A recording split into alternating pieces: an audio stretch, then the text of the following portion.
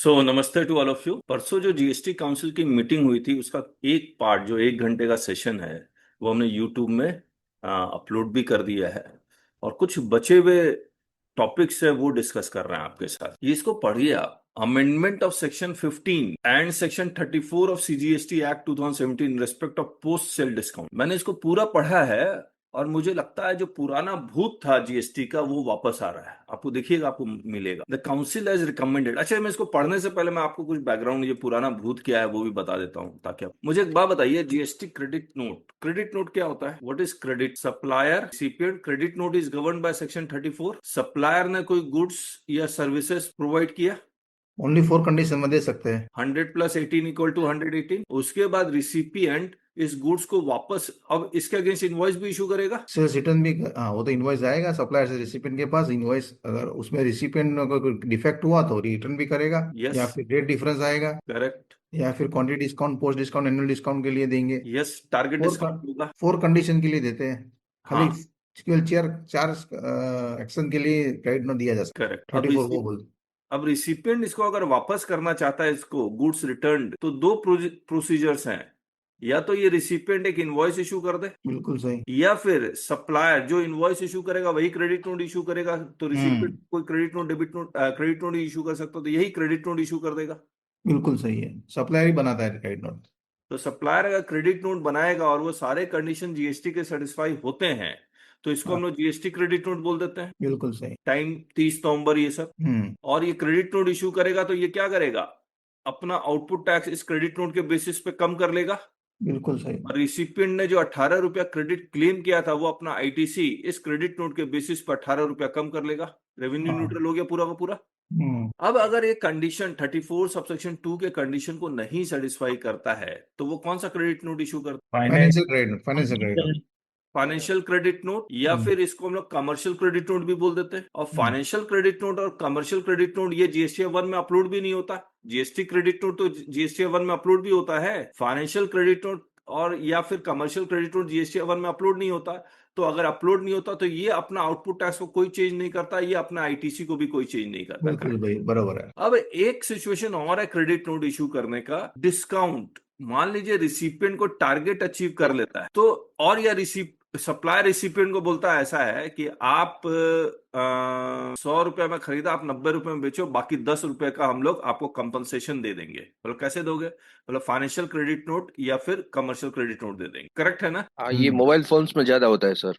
Mobile phone, cement, sir, hmm. Electronic goods में भी होता है ऐसा। मतलब हर एक इंडस्ट्री में है। ज्यादा कम डिस्कशन का हाँ। पॉइंट हो सकता है, हाँ। लेकिन हर एक इंडस्ट्री, मैंने जैसे सीमेंट इंडस्ट्री में बहुत देखा है। तो अब इस बैलेंस शीट में आप क्या करते हैं? Sorry, profit on loss account में इस फाइनेंशियल क्रेडिट नोट या डेबिट नोट को, फाइनेंशियल क्रेडिट नोट या कमर्शियल क्रेडिट नोट को इनकम में शो करते हैं। हाँ, शो कर। क्या इसके ऊपर जीएसटी लगता है? नहीं। नहीं नो। लगता। नो। लेकिन अगर डिपार्टमेंट ये कहे कि आपको फाइनेंशियल क्रेडिट नोट या कमर्शियल क्रेडिट नोट इसलिए मिला है because you have achieve a target, हाँ। Therefore you have provided a services and correct. Consideration is in the form of credit note, hmm. Therefore this is leviable to GST. Correct. Possible? Possible, possible. ये चीज ये करने वाले कर भी दिया था इन्होंने 2019 में। सर्कुलर से कर दिया था। तो ये देखिए, centre had issued a circular. ये देखिए मैं पढ़ रहा हूं, section 34 subsection 2 filing of return in case of credit, और यहां पर इन्होंने लिखा है centre had issued a circular number this levying GST on financial credit, but subsequently this circular was withdrawn by circular number this implying there is no GST on issuance of financial oblique commercial credit note. आपने बहुत सारे audit के cases देखे होंगे जहां पर वो इस पे जीएसटी मांग रहा था, फिर हम लोग यही कोट करते थे कि there is no GST on financial oblique commercial credit. अब ये वापस से आ रहा है, दिस इज कमिंग बैक। एक बात और, मुझे एक बात और बता, एक इशू और है, फिर हम लोग उसको पढ़ेंगे पूरा वर्बेटिम। आज सप्लायर और रिसिपिएंट ने जीएसटी क्रेडिट नोट दिया है और ये अपना आईटीसी कम कर लेता था, करना हम्म। पड़ेगा इसको, और ये अपना आउटपुट टैक्स कम करेगा। करेक्ट है? हम्म। इसको नोटिस आता था सप्लायर। हम्म। क्या नोटिस आता था कि आप क्रेडिट नोट पे या आउटपुट टैक्स जो आपने कम किया है वो हम कम नहीं करने देंगे, इस पे आप टैक्स नहीं, तो प्रूव कीजिए कि आईटीसी रिवर्स रिसिपिएंट वो हैज है। Subtracted the ITC, hmm. Has reverse the I. Hmm. Correct है। हम्म। अब ये जो मैकेनिज्म है दे, और ये अब आईएमएस के आने से आसान हो गया, ये इसको एक्सेप्ट करेगा तो ये इसको पता लग जाएगा। हम्म। इस मैकेनिज्म में भी वो कुछ चेंजेस करना चाह रहे हैं। आइए मैं पढ़, amendment in sorry amendment of section 15 and section 34 of CGST act in respect of post sale discount to omit section 15 subsection 3bi। ये था क्या, ये देखिए सेक्शन 15 सबसेक्शन 3 क्लॉज बी में ये क्रेडिट नोट के बारे में, when credit note can be issued, और उसका अगर क्रेडिट नोट इशू होगा तो आप अपना आउटपुट टैक्स कम कर सकते हैं वगैरह वगैरह। और क्रेडिट नोट का रीजन क्या था इशू करने का, वो सेक्शन 34 में लिखा हुआ। ये लिखता है after the supply has been affected target और वॉल्यूम डिस्काउंट इफ। तो ये जो क्रेडिट नोट इशू हो रहा है बिकॉज ऑफ टारगेट और वॉल्यूम डिस्काउंट इफ, कब such discount is established in terms of an agreement entered into at or before the time of such supply and specifically linked to relevant invoices। ये credit note यहां से नहीं आएगा। And मैं क्या करता हूं, मैं ओरिजिनल लैंग्वेज में जाता हूं, यहां से copy paste 15 subsection 3 exclusion in transaction value, the value of the supply shall not include any discount which is given before or at the time of supply if such discount has been duly recorded in the invoice issued in respect of such supply. तो clause A के बारे में कोई dispute नहीं है। Dispute कहां आ रहा है, बी में 15(3)(b)(1 जो यहां पर प्रेस रिलीज में लिखा हुआ था 15(3)(b)(1 after the supply has been affected, और किसको अचीव करने के लिए, टारगेट और वॉल्यूम डिस्काउंट। तो ये ओरिजिनल देखना बहुत जरूरी था। तो after the supply has been affected, why this credit note being issued, because the recipient has achieved certain target or achieved certain volume. If such discount is established in terms of an agreement entered into at or before the time of such supply and specifically linked to relevant invoices, then only credit note, GST credit note can be issued. And input tax credit is attributable to the discount on the basis of document issued by the supplier has been reversed by the recipient of the supply। और ये जो reversal है वो यहां पर IMS के through हो जा रहा था। अब ये वो डिलीट कर देंगे। जैसे ये डिलीट कर देंगे तो देन आप ये चेक करने की जरूरत नहीं है कि पहले एग्रीमेंट था या नहीं था, सीधे वॉल्यूम डिस्काउंट और टारगेट डिस्काउंट के बेसिस पे जो क्रेडिट नोट इशू हुआ है उसके ऊपर वो जीएसटी लगा। किसके हैंड में लगाएंगे, रिसिपिएंट के हैंड में लगा, thereby omitting the requirement of establishing the discount in terms of an agreement entered into before or at the time of such supply, specifically linking of the same with the relevant invoices. खत्म हो गया। To amend section 15 subsection 3 clause B, अब जब B लिख रहा है तो 1 और 2 दोनों आ गया।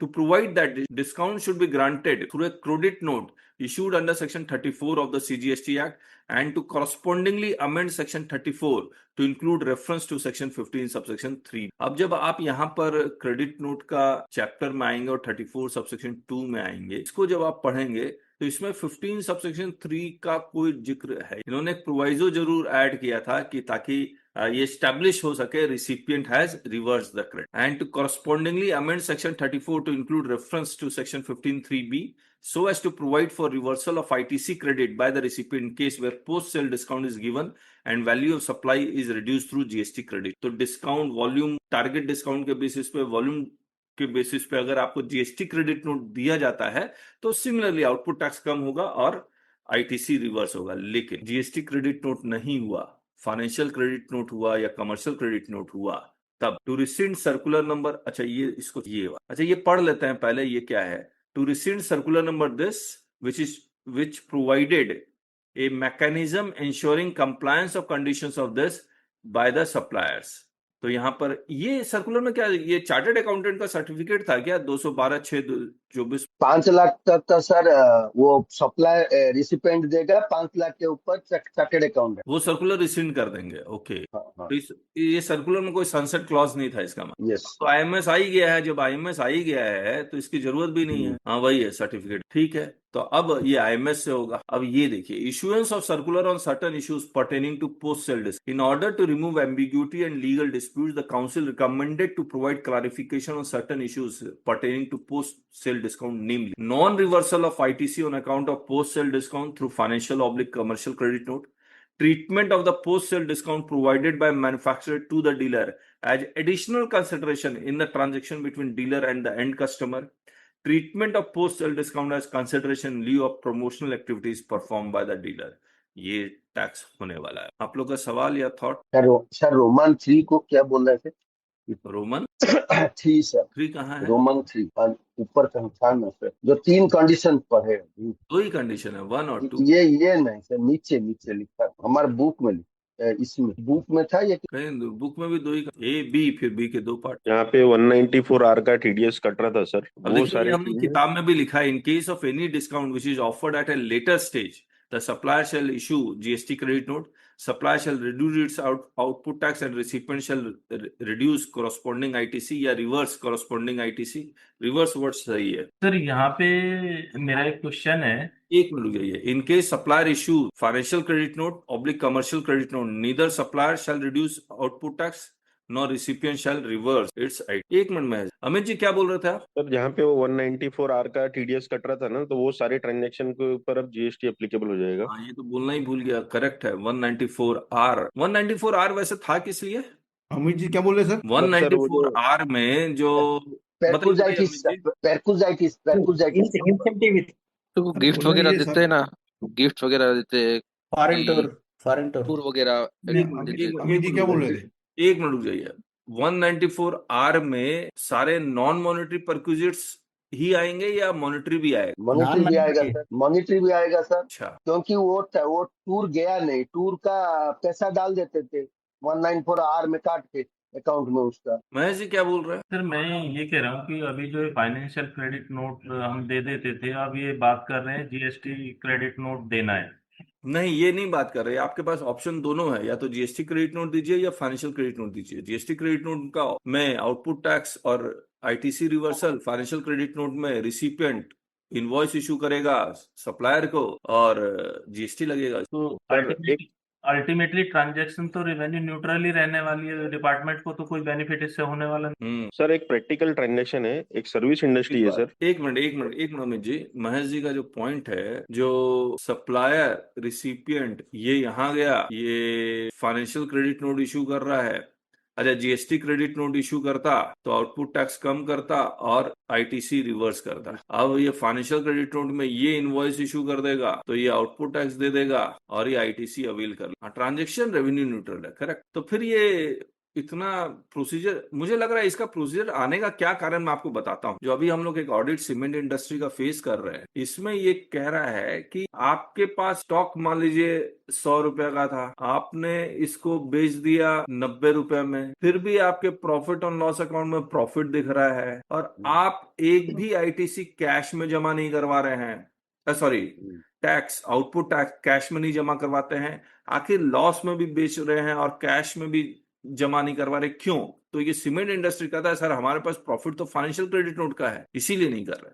तो मुझे लग रहा है कि ये एक जो स्टेट है, स्टॉक मैचिंग नहीं हो पाता है, कैश में मिलता नहीं है सरकार को, तो मे बी इसके कारण ये आया है। जो हाँ, तो ये आप इसीलिए आप ये बात नहीं सर, वो वैसे दोनों में दिक्कत होती है, क्योंकि अगर आप 100 का लेते हो 90 में बेचते हो तो डिफरेंस अमाउंट आपको रिवर्स करना पड़ता है 25 में। क्या क्या अगर आप 100 का मटेरियल होता है, आप 50 में बेचते हो, हाँ, तो आपकी जो कॉस्ट से कम बेचो तो आपको आईटीसी रिवर्स करना पड़ेगा ना, क्यों? क्योंकि आप या फ्री में देते हो या फिर लो प्राइस, नहीं तो नहीं नहीं, आपको free ITC free reverse free करना तो वर्ड पड़ेगा। नहीं, बेच फ्री ही रहा वर्ड हूँ, नहीं। एक मिनट रवि मैं तो बेच ही रहा हूँ। Ravi Narayan ji, Yes, free sir. में नहीं दे रहा हूँ, मैं तो बेच रहा हूँ। आईटीसी क्यों रिवर्स करना पड़ेगा?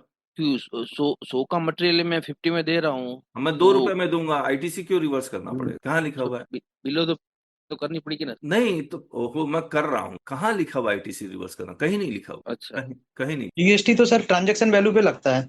यस, वो शायद गोविंद सर एसोसिएट पर्सन की बात कर रहे हैं, अगर उनके बीच में ट्रांजेक्शन हो रही तो देखना रहता है, अदरवाइज एसोसिएट पर्सन में भी क्यों करना पड़ेगा? वहां भी केवल नहीं। रिलेटेड पर्सन की बात में वापस करना पड़ेगा। रिलेटेड पर्सन में भी क्यों करना पड़ेगा? सर शेड्यूल वन में वो कहता है जहाँ कोई कंसिडरेशन नहीं है और वो हाँ, रिलेटेड पर्सन को अगर हम कर रहे हैं तो आईटीसी हमको आईटीसी रिवर्स फिर भी नहीं करना पड़ता है, सर तो एटलीस्ट सेल पे टैक्स देना तो पड़ेगा। मार्केट वैल्यू पे टैक्स करना पड़ता है। अच्छा चलिए, हम हाँ लोग बस रुक बस जाइए यही है।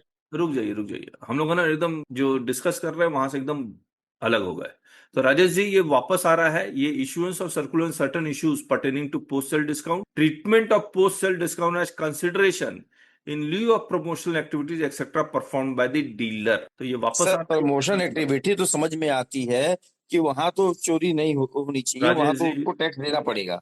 राजेश जी, ये वही है हाँ ये वही है, मैं अभी पढ़ देता हूँ। ये वॉल्यूम डिस्काउंट या पूरा ज्वाइन नहीं किया ना, इसलिए आप कंफ्यूज हो रहे हैं। अब देखिए इसमें क्या है। However if the additional discount given by supplier of goods to the dealer is a post sale incentive requiring the dealer to do some act like undertaking special sales drive, advertisement campaign, exhibition, etc., then such transaction would be a separate transaction and the additional discount will be consideration for undertaking such activity and therefore would be in relation to supply or service by dealer to the supplier of. The dealer being supplier of services would be required to charge applicable GST on the value of such additional discount and the supplier of goods being recipient of service will be eligible to claim ITC of the GST so charged by the dealer. It is further clarified that if the additional discount is given by the supplier of goods to the dealer to offer a special reduced price by the dealer to the customer to augment the sale, तो कम में बेच, augment sales volume, then such additional discount would represent the consideration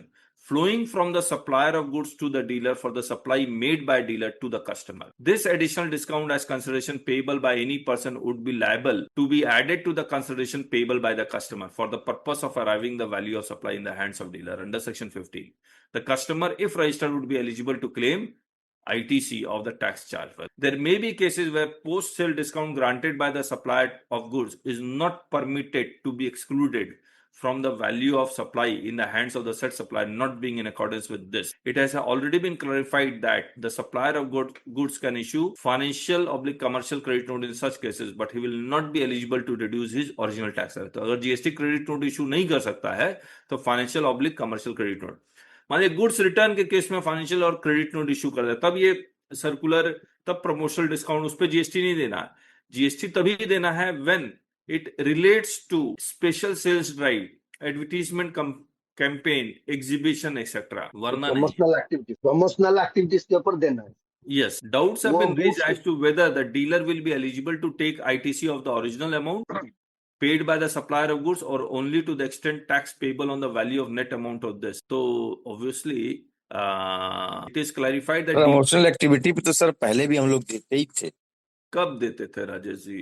मैं खुद ही जारी किया हूँ कई यहाँ, अच्छा रुकिए, खुद ही मैंने उस पे दिया है। अच्छा रुकिए। It is clarified that dealer will not be required to reverse ITC attributable to tax already paid on such post-sale discount received by him through issuance of financial in view of provisions contained in 37. क्या लिख रहा है? It is clarified that dealer will not be required to reverse ITC at tax already paid on such post-sale discount. 37 rule. अच्छा वो 180 दिन का payment के बारे में बात कर रहा है। चलिए जब आएगा तो हम पढ़ लेंगे। तो ये है। अब मुझे एक बात बताइए राजेश जी, कब देते थे बताइए? सर हमारे यहाँ एक होंडा वाले प्रचार करवाने के लिए इनको कहते थे तो ये फॉरवर्ड चार्ट पे इनवॉइस जारी करते थे और यहाँ अपने R1 में दिखाते थे। अच्छा, ये तो शुरू से हम लोग दिए हैं। तो आप जीएसटी को इन लेटर इन स्पिरिट इम्प्लीमेंट कर रहे हैं और इसके नहीं बदले सर, वो खुद भी special- कहते थे, वो खुद भी कंपनी कहती समझ थी गया, मैं कि आप समझ फॉरवर्ड चार्ज में जारी करिए। मैं समझ गया। फाइनेंशियल क्रेडिट नोट वो देते थे क्या? क्या देते थे? मान नहीं, लीजिए वो सिर्फ एडवर्टीजमेंट करने को जो कहते थे उसकी हम लोग इनवॉइस उनको जारी कर देते थे। अरे मैं समझ गया, लेकिन उसके बदले वो पैसा देते थे या फाइनेंशियल क्रेडिट नोट देते थे? नहीं पैसा आता था। तब तो आएगा ही ना। ओहो, हम्म।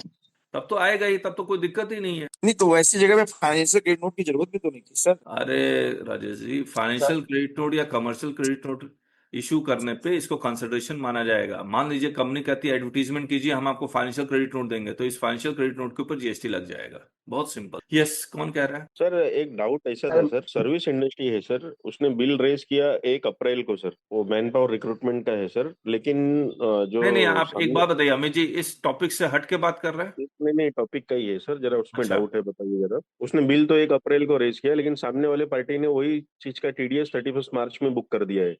अब इसको वो बिल ये क्या करेगा सर? इधर क्रेडिट नोट देके रिवर्स करे या क्या करे सर? इसके लिए कोई ऑप्शन? 1 अप्रैल को क्या हुआ है? इसने 1 अप्रैल को बिल रेज किया सर, पार्टी को कर सकते हैं ना सर, 30 दिन के अंदर इसको करना रहता है सर्विस TDS पहले ही काट लिया। TDS कंपनी ने 31 मार्च को ही उन्होंने बुक कर दिया, वो लास्ट ईयर में चला गया।